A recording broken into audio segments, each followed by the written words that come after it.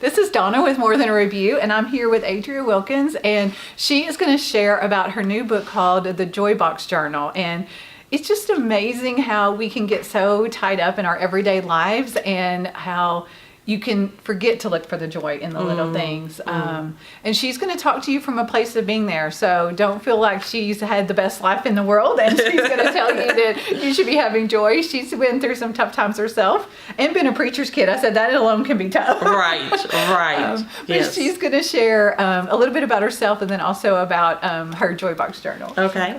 Yeah, I am actually a preacher's kid and a minister's wife. So I know all about being in that glass house that everybody looks at and sees. And but you know, I have learned also that I would rather live transparent and actually I'm very open about things that go on in my life. And but I am writing about finding joy no matter what's going on in your life. Good times, tough times, looking for the joy every day. And one thing I encourage people when I talk to them is I say, what have you found beautiful today? Look for it. Have you seen anything beautiful today? And so in my book, I have 40 devotions, and there is an everyday story with a biblical application and some questions at the end. And one unique thing about my book is there's going to be a box in the book. In the front cover, you'll put it together and it will look like the front cover of my book, the little box will. And in the back are 6 questions and six notepads, and there will be a question at the end of each devotion, and we'll ask you based on the devotion what, like for instance, what brings you joy? What is your favorite animal that brings you joy and why? So you'll write that on there and you'll put it in your little box to keep as a memory, first of all, for you, but to also share with your family so they know really what deep inside you brings you joy. And so I encourage you to look out for that joy every day. And so, you know, our lives, we've had some struggles. We have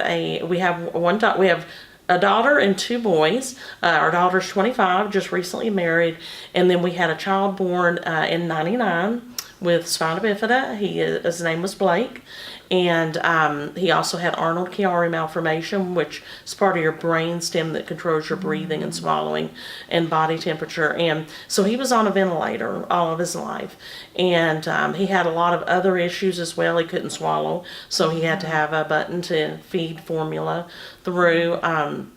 And so many other issues, but the great thing about him is that he was able to learn sign language. He was able to play with toys with his hands. He just was immobile from waist down. So he would get in a standing wheelchair and wheel himself outside on the sidewalk. We tried to make his life as normal as possible. And so he was getting ready to go to school. And the nurse was home with him. We were at work, my husband and I, and his trach came out and she couldn't get it back in. And so he went without air for about 5 minutes.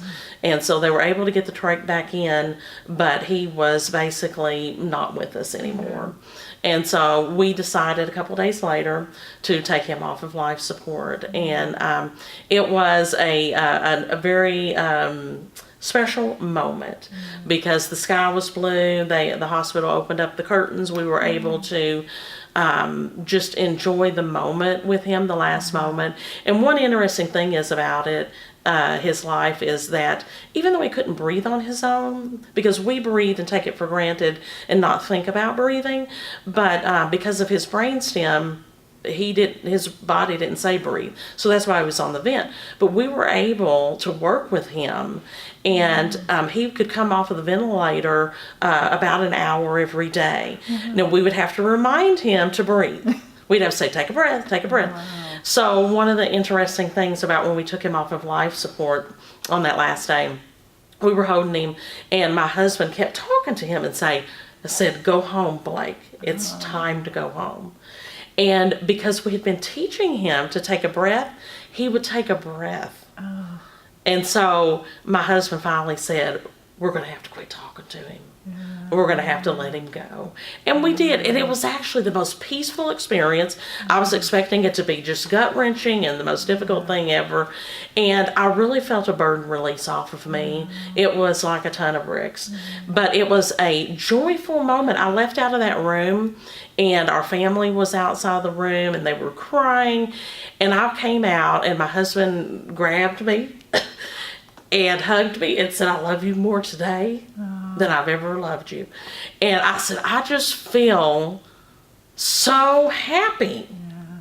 And everybody was like, what? And I just felt the joy of the Lord. Yeah. That's all I can tell you, because I've looked back on it now. It's been 20 years. He would be 20 this year. And to look back and say, how in the world did I do that? But God has continued to give us joy, even though it was a difficult thing. Yeah. It's a very hard thing, but you can get through it. Yeah. Whatever you're going through. It doesn't matter if, you have a child with problems, if you have a family member that has cancer. It is hard. It is hard, and living at the hospital is hard. But I also do have a passion for people, especially that have children, but loved ones that, I have a passion to want to help them and to encourage them. And when you're deep in the pit, to help you get out of it, and encourage you. And I've walked with several mothers that have buried their children, and it's hard. Yeah. It's hard even on this side, but I've had moms that have told me that you are my hope. And so that's what I want to be for people. Yeah. And to seeing just somebody show on them. the other side. Yes. That you can survive it. Yes. And more than just survive. That's the thing. Right. You can continue to live and be joyful, and then go on and do something like this, because I never expected that I would be writing a book. It's very humbling. Yeah. And when I got my book contract, I cried all weekend because I just knew it was a God thing. Wow. It really was. Yeah. So because you have such a tough topic, well, let me ask it maybe a different way. Like the Joy Box, writing that, Yes. was it exhausting? Was it energizing? Like, how was writing something like that? Well, it was actually energizing, because I already had, when I started writing 20 years ago when Blake was first alive, because I wrote what was going on in my life, and it helped me process. And so about 4 years ago, a friend of mine started helping me edit, and we started working through my stories that I had written, and she said, man, you've got to write this stuff. And so we were hashing out whether we were going to do a book, and she said, I think you ought to do devotions. And I really felt like that's what I wanted to do. And so we went down the path of devotions, and, it is hard to write short stories, because you do your research, you read passages of the Bible that you want to apply, and then a lot of times I will do research and spend maybe 4 or 5 hours just researching whatever I want to talk about in my devotion, and then I will put it down, and a couple of days later I will process it, and sometimes the ending of it will come that I never thought the ending would be. And and so it's just interesting how it is a job. And just to write a 500-word devotion will usually take 6 hours when you sit down and add it up. And so when I started trying to get a publisher and an editor, I already had about 20 stories written. So I was halfway there, and they were edited and everything, so they were ready. So I began reaching out to other writers and getting published in some magazines.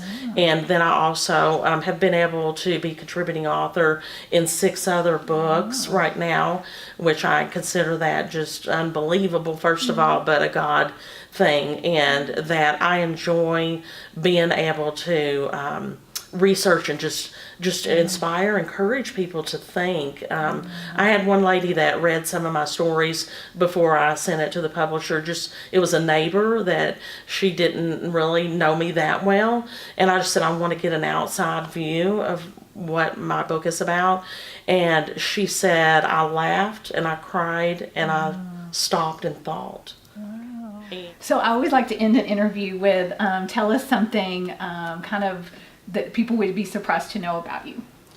Well, I always wanted to be a police officer, and so my husband doesn't want me to do that. And so I said, well, I'm an accountant, and FBI wants accountants, so I had a real interest in that. But my husband always teased me and said, well, it's just because you're nosy.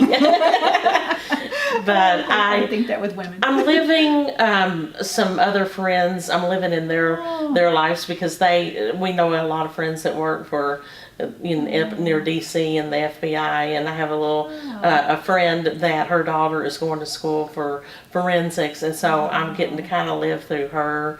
And she tells me some things she's learning, so I still have a real interest in that. You think you'd ever write a fiction book? Maybe, I don't know. Yeah. I really love to do devotions. Yeah. I really you can do. impact people's lives that way too. That's so great. Thank you for joining us. Your story's been amazing. I'm glad we've gotten to share it. Thank you. All right.